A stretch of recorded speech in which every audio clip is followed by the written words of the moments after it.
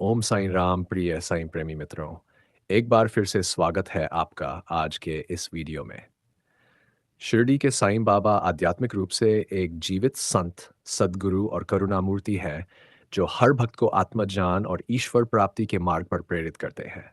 उनका जीवन चमत्कारों से भरा हुआ है, परंतु वे हमेशा कहते थे कि चमत्कार उनके हाथ में नहीं, बल्कि ईश्वर की कृपा है। उनका उद्देश्य केवल भक्तों को सत्य और ईश्वर की ओर मोड़ना था। प्रियात्मन, मेरे जीवन में भी बाबा के कई चमत्कारी अनुभव हुए हैं। आज मैं उनमें से एक चमत्कारी घटना आपको सुनाऊंगा।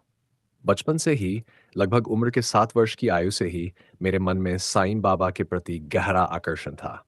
लेकिन जब मैं 26 वर्ष की आयु में मुंबई आया, तो शिरडी से लगभग 275 किलोमीटर दूर मुंबई के समीप ठाणे शहर में रहने लगा।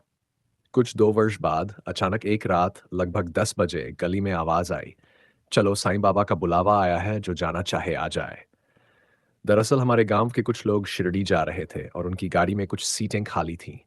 मेरी पत्नी ने पूछा, चलना है क्या?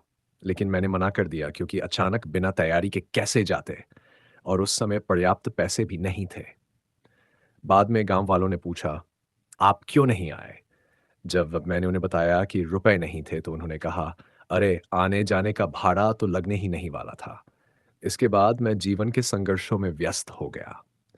हालांकि ठाणे शहर के साईं बाबा मंदिरों में अक्सर जाता रहा। साईं बाबा को दिल से मानता था और जीवन के उतार चढ़ाव में आत्म साक्षात्कार की अनुभूति भी हुई। आत्म साक्षात्कार के उन दिनों में भी मैंने बाबा को ही गुरु स्थान पर रखा।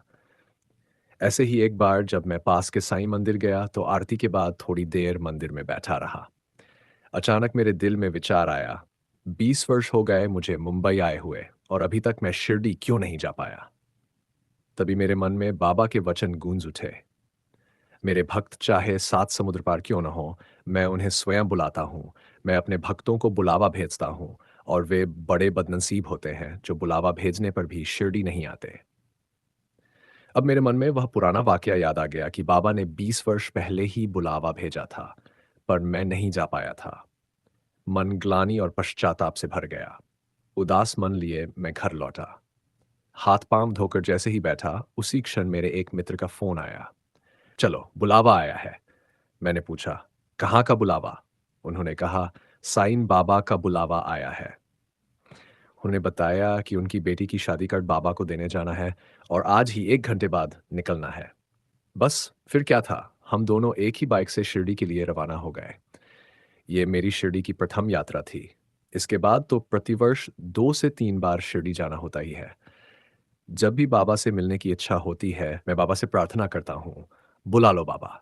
और चाहे कितनी भी परेशानियां हो, बाबा स्वयं सब इंतजाम कर देते हैं। प्रिय आत्मी, ऐसे ही बाबा के अनेक चमत्कारी अनुभव मेरे जीवन में हुए हैं, जिन्हें मैं आपको अगली वीडियो में सुनाऊंगा।